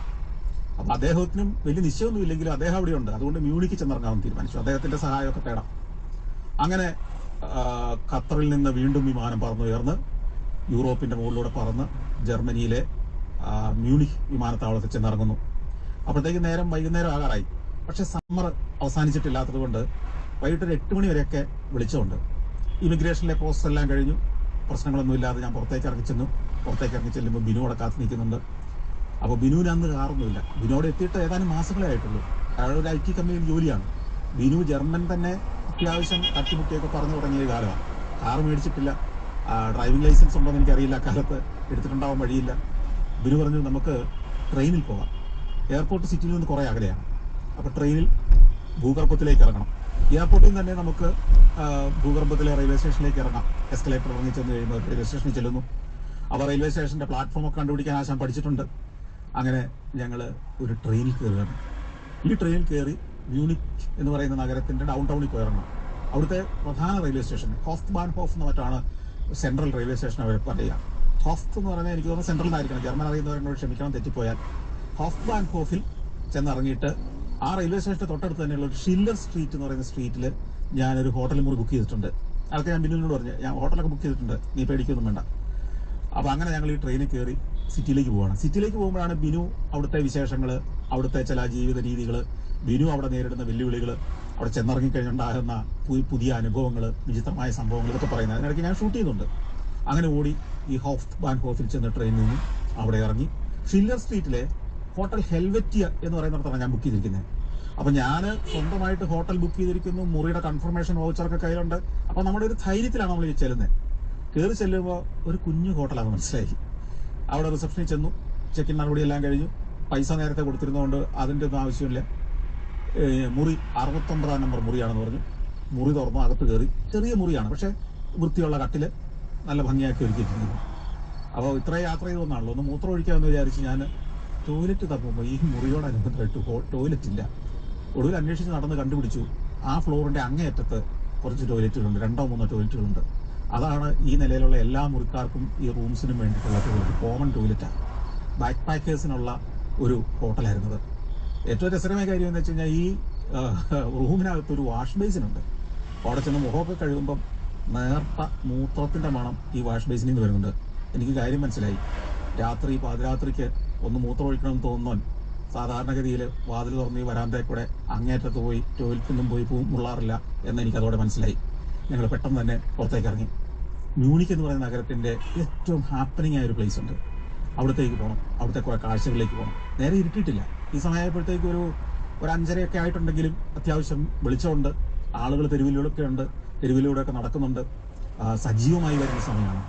ഞാൻ താമസിക്കുന്ന ഹോട്ടലുള്ള ഈ ഷില്ലർ സ്ട്രീറ്റും അതിൻ്റെ സമീപത്തെ സ്ട്രീറ്റുകളും ഒക്കെ വളരെ രസകരമായ ഒരു സ്ട്രീറ്റാണെന്ന് എനിക്കതോടെ മനസ്സിലായി. ബിനു ഒരു ചിരിയോടെ എന്നെ നോക്കി, ചേട്ടായി കണ്ടുപിടിച്ച സ്ട്രീറ്റ് കൊള്ളാമല്ലോ, ആൾ മോശമില്ലല്ലോ എന്നുള്ള മട്ടിൽ. സംഭവം എന്താണെന്നറിയോ, അതവിടുത്തെ ഒരു തരത്തിൽ പറഞ്ഞാൽ അഡൽട്ട് എൻ്റർടൈൻമെൻറ്റിൻ്റെ ഒരു സ്ട്രീറ്റാണ്. അഡൽട്ട് എൻ്റർടൈൻമെൻറ്റ്സ് പറഞ്ഞാൽ നൈറ്റ് ക്ലബ്ബുകളുണ്ട്, പോൺ ഷോപ്പുകളുണ്ട്, സെക്സ് ഷോപ്പുകൾ എന്ന് പറയുന്ന ഷോപ്പുകൾ കുറേ എണ്ണമുണ്ട്. അപ്പോൾ അന്ന് അതൊക്കെ ഒരു അത്ഭുതപ്പെടുത്തുന്ന കാഴ്ചകളായിരുന്നു. ഇവർ പറഞ്ഞ് ഇതൊക്കെയാണ് ഇവിടുത്തെ കാഴ്ചകൾ, ഈ സ്ട്രീറ്റിൻ്റെ പ്രത്യേകതയാണ്. കൂടാതെ ഈ പോൺ ഷോകൾ എന്ന് പറഞ്ഞാൽ ആളുകൾ ചെന്ന് ടിക്കറ്റ് എടുത്ത് ചെറിയ ബൂത്തുകൾക്കകത്ത് കയറിക്കും. ഈ ബൂത്തിനകത്ത് ഒരു TV സ്ക്രീനുണ്ട്. അതിനകത്ത് ഫോൺ വീഡിയോസ് പ്ലേ ചെയ്തുകൊണ്ടിരിക്കും. അത് നമ്മൾ 1 മണിക്കൂറിൻ്റെ ടിക്കറ്റ് എടുത്ത് 1 മണിക്കൂർ ഇരുന്ന് കാണാം, എന്നിട്ട് ഇറങ്ങിപ്പോരാം. അങ്ങനെ ചെറിയ ചെറിയ സിംഗിൾ ബൂത്തുകളാണ്. അപ്പം ഇൻഡിവിജ്വലായിട്ട് ഓരോരുത്തർക്ക് പോയിരുന്നിട്ട് ഈ ഫോൺ ഷോകൾ കണ്ടിട്ട് തിരിച്ചിറങ്ങാം. ഇങ്ങനെ കുറേ വിചിത്രമായ, 2002 കാലമാണ്. അന്ന് കേരളത്തിൽ നിന്ന് പോകുന്ന ഒരാൾക്ക് അത്ഭുതം തോന്നുന്ന വിചിത്രമായ കുറേ അഡൽട്ട് എക്സ്പെരിമെൻസിൻ്റെ ഒരു സ്ട്രീറ്റിലാണ് താമസിക്കുന്നതെന്ന് മനസ്സിലായി. അവിടെ നിന്ന് ഒരു ട്രാം പിടിച്ചു. അങ്ങനെ കൂടി നമ്മൾ മരിയൻ പ്ലാറ്റ്സ് എന്ന് പറയുന്ന സ്ഥലത്തേക്ക് എത്തി. മരിയൻ പ്ലാറ്റ്സ് വലിയൊരു ഹാപ്പനിങ് പ്ലേസാണ്, വലിയൊരു സ്ക്വയറാണ്. അതിൻ്റെ അടുത്ത് വലിയ 2 ദേവാലയങ്ങളുണ്ട്, ക്രിസ്ത്യൻ ചർച്ചുകളുണ്ട്, വലിയ ചരിത്രമുള്ള ദേവാലയങ്ങളാണ്. അതുകൂടാതെ തന്നെ അവിടുത്തെ സിറ്റി ഹാളുണ്ട്. സിറ്റി ഹാൾ എന്ന് പറയുന്നത് മുനിസിപ്പൽ നഗരഭരണത്തിൻ്റെ കേന്ദ്രം. അതൊക്കെ അതിമനോഹരമാണ്.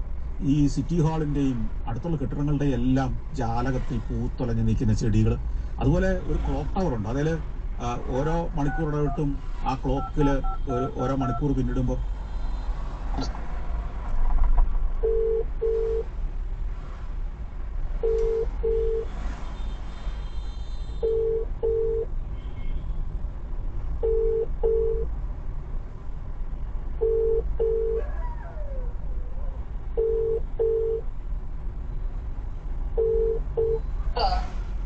എന്തുവായി ഒരുക്കങ്ങളൊക്കെ? ഞാൻ അങ്ങോട്ട് വന്നോണ്ടിരിക്കുക. എന്തുവായി ഒരുക്കങ്ങളൊക്കെ?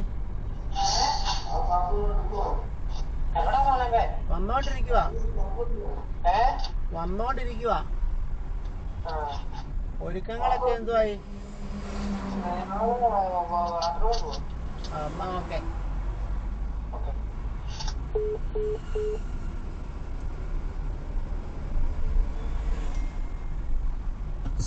ചില രൂപങ്ങൾ, പ്രതിമകൾ ഒക്കെ വന്ന് നടന്നു പോകുന്ന ഒരു പരേഡൊക്കെ ഉണ്ട്.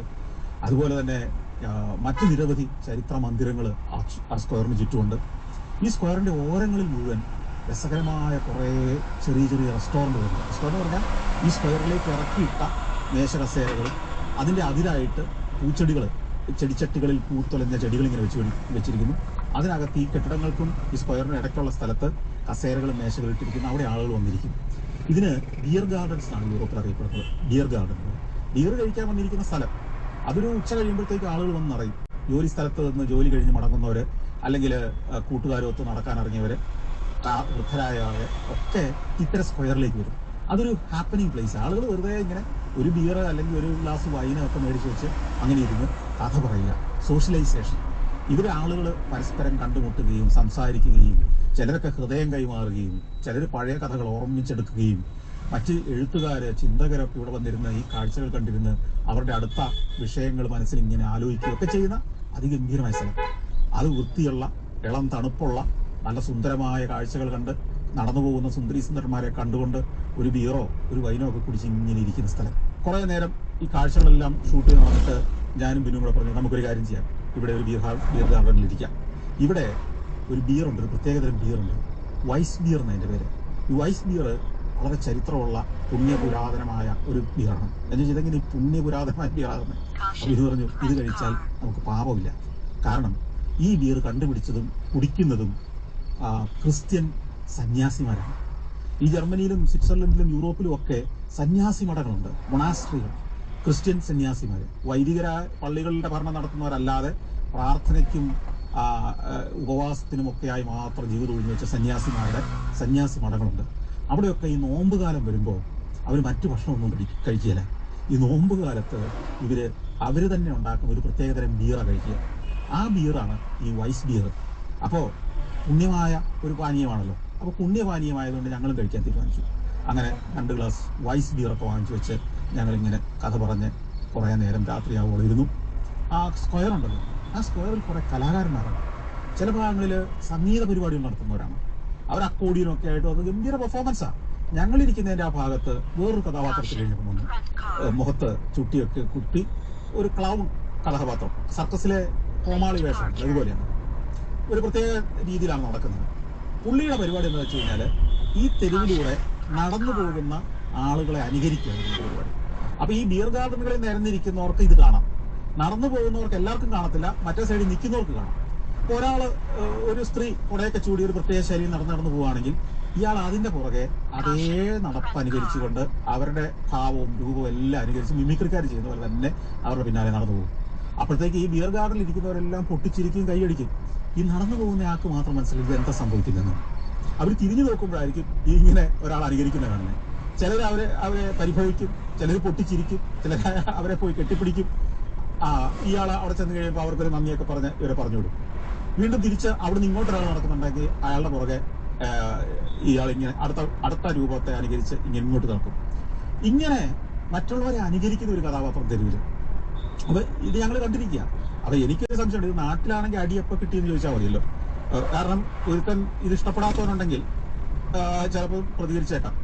അത് തന്നെ സംഭവിച്ചു. ഇത്തിരി കഴിഞ്ഞപ്പോഴത്തേക്കും ഒരാളെ, ഒരു വയറൊക്കെ ഉള്ളൊരു കക്ഷി, ഇത്തിരി പ്രായമുള്ള ആളാണ്, അയാൾ നടന്നു പോകുന്നു. അപ്പൊ നടന്നു പോകുമ്പോൾ ഇയാളും ആ വയറൊക്കെ തള്ളിപ്പിടിച്ച് ഇയാളെ അനുകരിച്ച് പോകുന്നു. ഇത്തിരി കഴിഞ്ഞപ്പോഴത്തേക്കും പുള്ളി തിരിഞ്ഞു നോക്കുമ്പോൾ ഇവനെ അനുകരിക്കുന്നെന്ന് മനസ്സിലായി. ഇയാൾ പയ്യെ ഒന്ന് സ്ലോ ഡൗൺ ചെയ്തിട്ട് ഇവൻ അനുകരിച്ച് വരുമ്പോഴത്തേക്ക് കൈകൊണ്ട് ഇവനിട്ടൊരു നല്ലൊരു താങ്ങ് വെച്ച് കൊടുത്തു. അതായത് ഇവന്റെ നെഞ്ചത്ത് കൈ കൊള്ളുന്ന രീതിയിൽ തന്നെയാണ് പ്രയോഗിച്ചത്. അപ്പോഴത്തേക്ക് ആളുകൾ അപ്സെറ്റ് ആയി. ഇതെന്താ ഇനി സംഭവിക്കാൻ പോകുന്ന അറിയത്തില്ല. ഒരു അടി നടക്കാൻ പോകാന്നുള്ള തോന്നൽ വന്നു. ഉടനെ ഈ മിമിക്രിക്കാരൻ എന്ത് ചെയ്യുന്നറിയോ, നേരെ ഇയാളുടെ മുമ്പിലേക്ക് കയറുന്നു. ഇയാളുടെ പുറകെയാണ് അനുകരിച്ച് ചെന്നതെങ്കിൽ ഇയാളുടെ മുമ്പിലേക്ക് ഓടിച്ച് മുമ്പിൽ കയറുന്നു. എന്നിട്ട് പോക്കറ്റിൽ നിന്ന് ഒരു ചുവന്ന കാർഡ് എടുത്തിട്ട് പോക്കറ്റിൽ കിടന്ന ഒരു വിസിലും കൂടെ എടുത്ത് ചുണ്ടത്ത് വെച്ചിട്ട് നീട്ടി വിസിലടിച്ചിട്ട് ചുവന്ന കാർഡ് അയാളെ കാണിച്ചു. അതായത് നീ കളിയിൽ നിന്ന് ഔട്ടായി എന്ന് പറഞ്ഞിട്ട്. അപ്പോഴത്തേക്കും ചുറ്റും നിന്ന ആളുകളെല്ലാം കൈയടിച്ചു. ഇങ്ങനെ രസികന്മാരായ ആളുകളും കലാകാരന്മാരും എല്ലാം നിറഞ്ഞ ആ തെരുവില് ഏതാണ്ട് ഒരു രാത്രി 10-11 മണി വരെ ഞങ്ങൾ അവിടെ ഇരുന്ന് കഥയൊക്കെ പറഞ്ഞ കാഴ്ചകളൊക്കെ ഉണ്ട്. പിന്നെ ഞങ്ങൾ രണ്ടുപേരും കൂടെ തിരിച്ച് നമ്മുടെ ഹോട്ടലിലേക്ക് എത്തി. എന്നെ അവിടെ ഇറക്കി വിട്ടിട്ട് ബിനു താമസിക്കുന്ന സ്ഥലത്തേക്ക് പോയി. പിറ്റേ ദിവസം രാവിലെ വരാമെന്ന് പറഞ്ഞാൽ പോയത്. അടുത്ത ദിവസം രാവിലെ തന്നെ ബിനു വന്നു. അപ്പം ഞങ്ങൾ ബിനുവും ഭക്ഷണം കഴിച്ചിട്ടില്ല. അന്നൊരു ശനിയാഴ്ചയാണ്. അപ്പോൾ ബിനുവിന് അന്ന് വർക്കില്ല. ഞങ്ങൾ പുറത്തിറങ്ങി ബ്രേക്ക്ഫാസ്റ്റ് കഴിച്ചു. ഇന്ന് എങ്ങോട്ട് പോകണമെന്നായി ചർച്ച. അപ്പോൾ ഇന്നലെ തന്നെ ഞങ്ങൾ പ്ലാൻ ചെയ്തിട്ടുണ്ട് ഏകദേശം ഐഡിയ ഒക്കെ. അപ്പോൾ ആദ്യം നമ്മൾ ഒളിമ്പിക് വില്ലേജ് കാണാൻ പോകാൻ തീരുമാനിച്ചു. 1972 മ്യൂണിക് ഒളിമ്പിക്സ് നടന്നു. അതെനിക്കറിയാം, അത് ചരിത്ര സംഭവമാണ്. കാരണം അത് ലോകത്തെ ഞെട്ടിച്ചൊരു ഒളിമ്പിക്സാണ്. ജർമ്മനിയിൽ അതിനു മുമ്പ് ഒളിമ്പിക്സ് നടന്നിട്ടുണ്ട്, ഹിറ്റ്ലറുടെ കാലത്ത്. അതും വിവാദം ഉണ്ടായ ഒളിമ്പിക്സാണ്. പക്ഷേ ഈ 72 ഒളിമ്പിക്സിൽ വലിയൊരു കൂട്ടക്കൊല നടന്ന ഒരു ഒളിമ്പിക്സാണ്. അപ്പോൾ അവിടേക്ക് തന്നെ പോകാൻ തീരുമാനിച്ചു. ചരിത്രമുള്ള സ്ഥലമല്ലേ, ചരിത്ര കഥ പറയാൻ നമുക്ക് കിട്ടുന്ന അവസരമാണ്.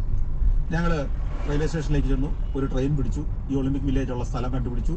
മാപ്പൊക്കെ ബിനുവിൻ്റെ കയ്യിലുണ്ട്. അന്ന് മാപ്പ് നോക്കിയാണ് യാത്ര. അന്ന് ഗൂഗിൾ മാപ്പൊന്നും ഇല്ലാത്ത കാലമല്ലേ.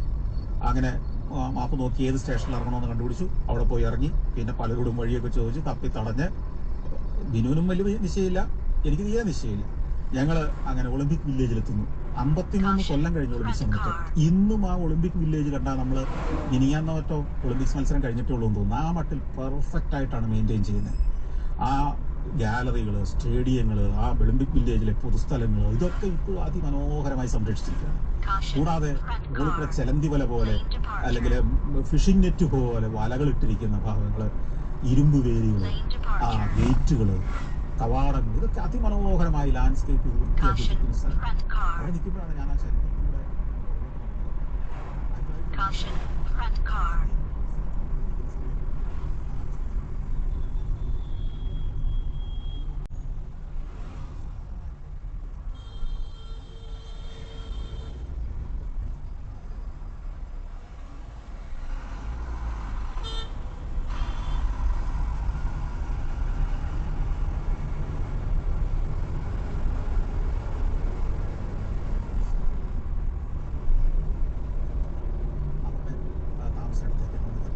ഈ ഒളിമ്പിക് വില്ലേജിൽ ഓരോ രാജ്യക്കാർക്കും താമസിക്കാനുള്ള അക്കോമഡേഷൻ, ഫ്ലാറ്റുകൾ, അപ്പാർട്ട്മെന്റ്സ് എല്ലാം പണിതിട്ടുണ്ട്. അതെല്ലാം സുരക്ഷാ വലയത്തിനകത്താണ്. പക്ഷേ സുരക്ഷാ ഭടന്മാരുടെ കണ്ണ് വെട്ടിച്ച് ഇവരതിനകത്ത് കയറുന്നു, ഇവരെ ബന്ദിയാക്കുകയാണ്. ഈ ഇസ്രായേലി ടീമിനെ മൊത്തമായിട്ട് ദിവസങ്ങളോളം ആ ബന്ദി നാടകം തുടർന്നു. ഒടുവിൽ ചർച്ചകൾ നടന്നു. ഇവരെ രക്ഷിക്കാനുള്ള പല ശ്രമങ്ങൾ നടത്തി. പക്ഷേ 11 ഇസ്രായേലി അത്ലറ്റുകൾ ആ ദിവസങ്ങളിൽ കൊല്ലപ്പെട്ടു. അത് ശരിക്കും ഇസ്രായേലിന് വലിയൊരു ഷോക്കായി. ജർമ്മനിക്ക് ആകെപ്പാടെ നാണക്കേടായിപ്പോയി. ഇത്ര വലിയൊരു ഒളിമ്പിക്സ് നടത്തുമ്പോൾ അതിൻ്റെ സുരക്ഷ ഒരുക്കാൻ കഴിഞ്ഞില്ല, അവിടെ വന്ന അതിഥി രാജ്യങ്ങളിൽ നിന്ന് വന്ന കായിക താരങ്ങളെ സംരക്ഷിക്കാൻ കഴിഞ്ഞില്ല എന്നുള്ള വലിയ ക്ഷീണമായി. മാത്രമല്ല പിന്നീട് ചരിത്രം പലപ്പോഴും ആളുകൾ എന്നോട് ചോദിക്കാറുണ്ട്, ദീർഘമായ ഈ സഞ്ചാരകാലത്തിനിടയ്ക്ക് യാത്രകളിലുണ്ടായ ഏറ്റവും മോശ അനുഭവങ്ങൾ അത് ഏതൊക്കെ നാട്ടിൽ വെച്ചാണ് ഉണ്ടായത്. പിന്നീട് ആ മട്ടിൽ പെർഫെക്റ്റ് ആയിട്ടാണ് മെയിൻറ്റെയിൻ ചെയ്യുന്നത്. ആ ഗാലറികൾ, സ്റ്റേഡിയങ്ങൾ, ആ ഒളിമ്പിക് വില്ലേജിലെ പൊതുസ്ഥലങ്ങൾ, ഇതൊക്കെ ഇപ്പോഴും അതിമനോഹരമായി സംരക്ഷിച്ചിരിക്കുകയാണ്. കൂടാതെ മുകളിൽക്കൂടെ ചെലന്തി വല പോലെ അല്ലെങ്കിൽ ഫിഷിംഗ് നെറ്റ് പോലെ വലകൾ ഇട്ടിരിക്കുന്നു. വേലികൾ, ആ ഗേറ്റുകൾ, കവാടങ്ങൾ, ഇതൊക്കെ അതിമനോഹരമായി ലാൻഡ്സ്കേപ്പ് ചെയ്ത് വൃത്തിയാക്കി വെച്ചിരിക്കുന്ന സ്ഥലം. അവിടെ നിൽക്കുമ്പോഴാണ് ഞാൻ ആ ചരിത്രത്തിലൂടെ ഒന്ന് പുറകോട്ട് നടന്നത്. 1972 പാലസ്തീൻ പ്രശ്നമൊക്കെ കത്തി നിൽക്കുന്ന സമയമാണ്. പാലസ്തീനിന് വിമോചനത്തിന് വേണ്ടി പോരാടുന്ന ഒരു ഒരു ഒരു ശക്തമായി പ്രവർത്തിക്കുന്ന ഒരു സംഘടനയുണ്ട്. അവർ ബ്ലാക്ക് സെപ്റ്റംബർ എന്നറിയപ്പെടുന്ന ഒരു ഭീകര സംഘടനയാണത്. അവര് ഒരു രാത്രി ഒളിമ്പിക്സ് നടന്നുകൊണ്ടിരിക്കുമ്പോൾ തന്നെ ഈ ഒളിമ്പിക് വില്ലേജിൽ നുഴഞ്ഞു കയറുന്ന 8 പേര്, അവർ തോക്കും എല്ലാ ആയുധങ്ങളും ഗ്രനേഡും ഒക്കെ ആയിട്ടാണ് അവർക്ക് നുഴഞ്ഞു കയറുന്നത്. അവർ വന്ന് കയറുന്നത് ഈ ഇസ്രായേലി അത്ലറ്റുകൾ താമസിക്കുന്ന അവരുടെ താമസയിടത്തേക്കാണെന്ന് പറഞ്ഞത്. അപ്പോൾ ഈ ഒളിമ്പിക് വില്ലേജിലെ ഓരോ രാജ്യക്കാർക്കും താമസിക്കാനുള്ള അക്കോമഡേഷൻ, ഫ്ലാറ്റുകൾ, അപ്പാർട്ട്മെന്റ്സ് എല്ലാം പണിതിട്ടുണ്ട്. അതെല്ലാം സുരക്ഷാ വലയത്തിനകത്താണ്. പക്ഷേ സുരക്ഷാ ഭടന്മാരുടെ കണ്ണ് വെട്ടിച്ച് ഇവരതിനകത്ത് കയറുന്നു, ഇവരെ ബന്ദിയാക്കുകയാണ്. ഈ ഇസ്രായേലി ടീമിനെ മൊത്തമായിട്ട് ദിവസങ്ങളോളം ആ ബന്ദി നാടകം തുടർന്നു. ഒടുവിൽ ചർച്ചകൾ നടന്നു, ഇവരെ രക്ഷിക്കാനുള്ള പല ശ്രമങ്ങൾ നടത്തി. പക്ഷേ 11 ഇസ്രായേലി അത്ലറ്റുകൾ ആ ദിവസങ്ങളിൽ കൊല്ലപ്പെട്ടു. അത് ശരിക്കും ഇസ്രായേലിന് വലിയൊരു ഷോക്കായി. ജർമ്മനിക്ക് ആകെപ്പാടെ നാണക്കേടായിപ്പോയി. ഇത്ര വലിയൊരു ഒളിമ്പിക്സ് നടത്തുമ്പോൾ അതിൻ്റെ സുരക്ഷ ഒരുക്കാൻ കഴിഞ്ഞില്ല, അവിടെ വന്ന അതിഥി രാജ്യങ്ങളിൽ നിന്ന് വന്ന കായിക താരങ്ങളെ സംരക്ഷിക്കാൻ കഴിഞ്ഞില്ല എന്നുള്ള വലിയ ക്ഷീണമായി. മാത്രമല്ല ചരിത്രത്തിൽ പിന്നീട് ഈ ബ്ലാക്ക് സെപ്റ്റംബറിൽ ഉൾപ്പെട്ടിരുന്ന എല്ലാവരെയും ഇസ്രായേല് ലോകത്തിന്റെ പല ഭാഗത്തു നിന്ന് ആയിട്ട് വധിച്ചു കളഞ്ഞ ചരിത്രമുണ്ട്. ഈ സംഭവങ്ങൾ നടന്ന സ്ഥലങ്ങളിലൂടെയൊക്കെ സഞ്ചരിച്ചു, ഷൂട്ട് ചെയ്തു. അവിടെ നിൽക്കുമ്പോൾ, ഈ ഒളിമ്പിക് വില്ലേജ് നിൽക്കുമ്പോൾ നമുക്ക് അകലെ ഒരു വലിയ കെട്ടിടം കാണാം. 4 സിലിണ്ടറുകൾ ചേർത്ത് വെച്ചതുപോലത്തെ വലിയൊരു കെട്ടിടം. അത് BMW ആസ്ഥാനമാണ്.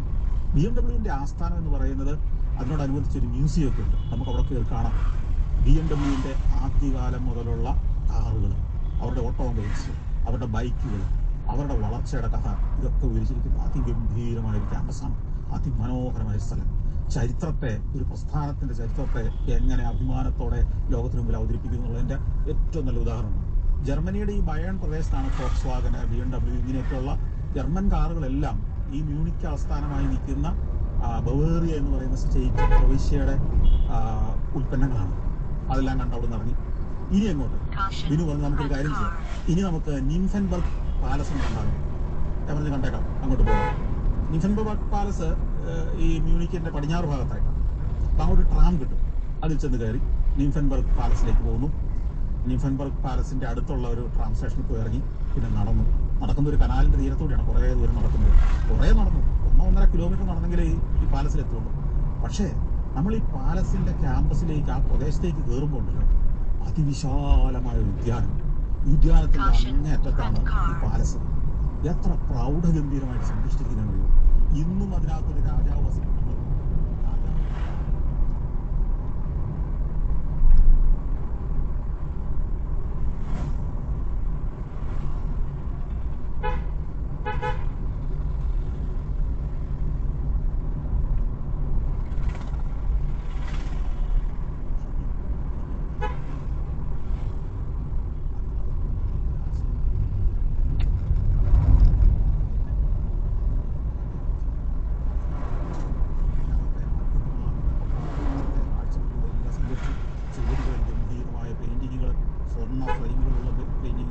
സ്വർണ്ണ ഫ്രെയിമുള്ള പെയിന്റിങ്ങുകൾ മാത്രമല്ല, ചില മുറികളുടെ ചുവരുകളും സീലിംഗ് തന്നെ സ്വർണ്ണമാണ്.